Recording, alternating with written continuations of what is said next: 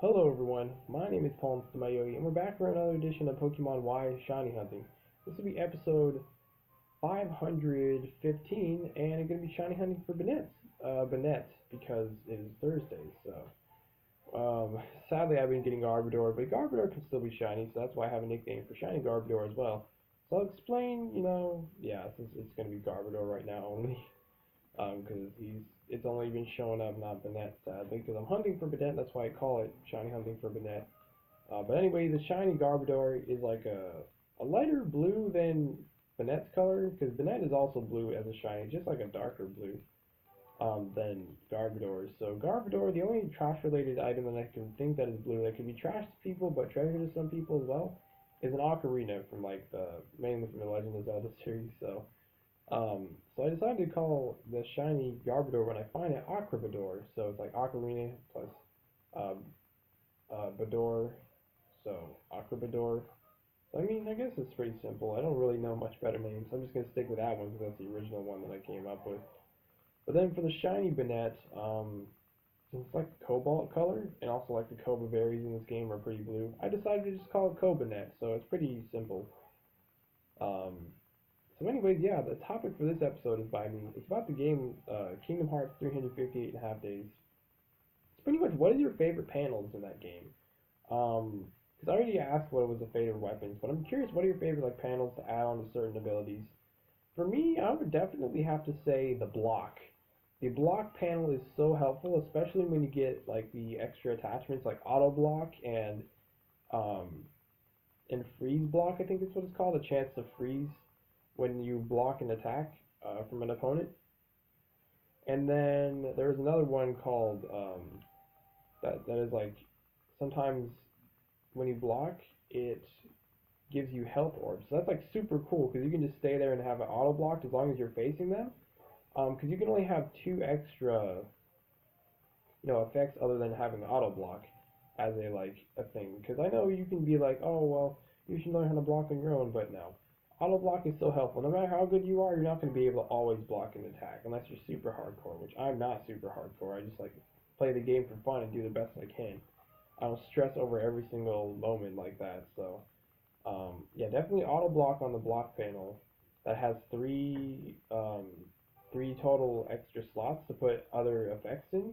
Just the main block having three, and then having auto block, and then like I said, freeze block, um, and then that whatever that one is called that sometimes produces every time you block an attack successfully, it produces health orbs. There's like a low chance, but there's a chance nonetheless. So it's really cool. Because obviously you want to have high potions and stuff on you if you're going to be running the physical attack. Because I don't run the block panels on the magic set because I do long range, so I'm not going to be close range all that often, so I don't bother to waste my space with that. But yeah, definitely the block panel would be my favorite because obviously I said the weapons, so it can be anything from blocking or like gliding ability. Those are cool too. But my absolute favorite would have to be the block with the three extra slots. Like I said, auto block, freeze block, and then that block that every time you do block, um, there's a chance that you'll get health orbs. So yeah, I think that is definitely the coolest panels in that game. In that game, that's exactly why I love that game so much because of the whole system for like equipment and stuff like that. Because yeah, I know in the other Kingdom Hearts games you can have like abilities, which is pretty much exactly the same thing as panels, but I just like that way. It's like such a cool techie looking thing, way to do things. I think it's really cool. That's what I think at least. But I'm just curious to know what is your favorite panels. It can be weapons, but I already said like what are your favorite weapons in the last Kingdom Hearts topic. But I'm just curious to know if you even care about the game, of course. But yeah,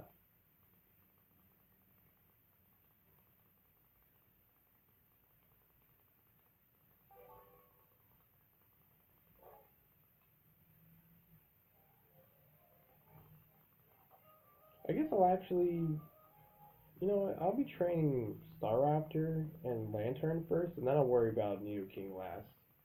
Because just in case there are like I can have like a accuracy setup move or a evasion lowering for an opponent so I can have that Mega Horn land. I want to do that, and then I'll let, Neo King have that Mega Horn. Or maybe, yeah. because I want him to be able to fight alongside his teammate Soul Pokemon, which is, Blue and Mystery, which is Staraptor and Lantern. So I'll just be training a Lantern and a Staraptor first. I'll probably go for the more difficult one because I don't think I'm looking for the hidden ability for Starly. I think it's just going to be Intimidate that I would want. So yeah. And then the Chinchou, I know I can like fish up Chinchou somewhere, just surf and counter it. I'm pretty sure, so it shouldn't be that hard at all. And then if I ever want to learn like moves that they like if they're too high of level, I can just go hard scale like movie learners, so that's fine.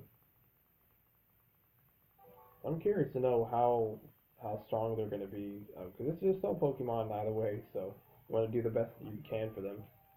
That's why I just picked the final form so that the strongest they can be.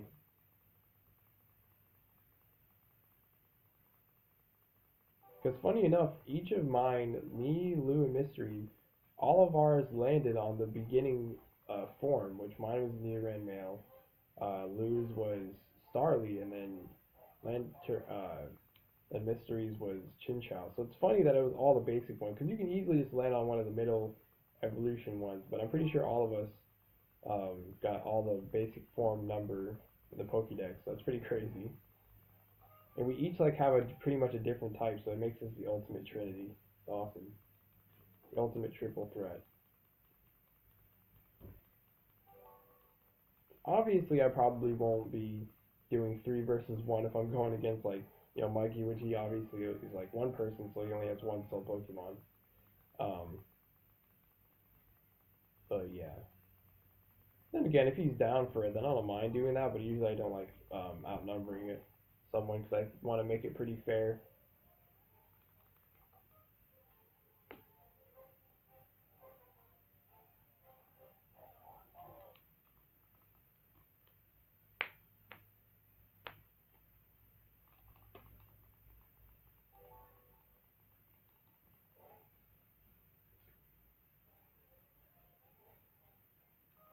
Then again, I might just get an ability Pokemon with Trace, just so I can like make sure that that's the Pokemon with that ability, just so I'm not wasting my time. Yeah, I think that would be smart. Or also maybe this will be an easier thing to just wait for the Nidoran males to attack, and then if one of them misses, um, and the accuracy is like 100% accuracy, then you clearly know that they have hustle because you didn't like lower their accuracy or anything or raise your evasion. So that's how you would know if you get find a hidden ability Nidoran male, I guess, because their hidden ability and Nidorino's hidden ability is hustled. But when they turn to Nidoking, it turns to sheer force, which that's the one I'm looking for. That's the ultimate power. That's the best ability on them in my opinion. But yeah, I'm just so excited to train myself Pokemon because I know it's gonna be a while until Mikey gets his um, a physical 2DS or 3DS again. I told him the 2DS XL, like the one I have, is the best 3DS console for like performance and all that stuff. I mean, it might not have the 3D, but if you can have better performance, why would you care about 3D? Like, it might as well have better performance, have it less laggy as you can. Especially if you plan on playing huge rapid games like Ultra Sun, Ultra Moon, and even Sun and Moon. That like really is still a bit laggy even for this, but imagine how much more laggy it would be if you did the other 3DS or 2DS consoles. It would be not good at all. So anyways, yeah. Like I said, I don't know when he's going to be getting that stuff, so it'll be a while. But that's another cool thing that I want to do today if I have free time. I want to check on the 3DS emulator if I can get it, if my computer can handle it, because I would don't totally want to play like Detective Pikachu and stuff like that. There's a bunch of 3DS games that are single player that I definitely want to play, but I don't have enough money for right now. So if I can play it on my computer, which if I can't play a DS emulator on my computer, I highly doubt I can even maybe even have enough space for a 3DS emulator because I didn't even know one of those existed. Apparently, it must have come out when like the Nintendo Switch came out or something like that. Because usually they don't make an emulator of like the current system that's out. Because usually they would probably get shut down pretty easily if they did. But I guess they always keep it a generation behind of consoles. So that's pretty smart. That's cool that he told me about that too. Because I would have never thought to look that up. That's awesome. Because he's playing Pokemon Y on his emulator, that's what he was telling me. So he must have a really good computer, or maybe it just doesn't take that much as I think it does. So yeah, I'm pretty excited. I'm pretty excited. Hey, if I like Animal Crossing as well, I can also play the 3DS games that are on Animal Crossing, for Animal Crossing for the 3DS on the emulator. And just in general, if I do like the DS one I have on my Jurassic emulator on my Kindle, then yeah, I'll definitely try out the other ones if I'm able to get emulators or just eventually physical games. Because I do plan on getting like the older consoles and stuff like that for like certain games already that I like. Um, Specifically being like the Wii U because it can have like the Paper Mario 64, like the digital stuff that you can buy inside of it. So, and also because yeah, you can play GameCube games on them as well, like how you can do with Nintendo Wii. So I definitely have some GameCube games I would love to play again. Being what are they? Paper Mario Thousand Year Door. That's a definite one I want to play again. Um, what else? There's like a bunch of other ones. I just have a whole list that I know, but I just can't think of them right now because there's so many games. Oh my gosh, so awesome. But yeah.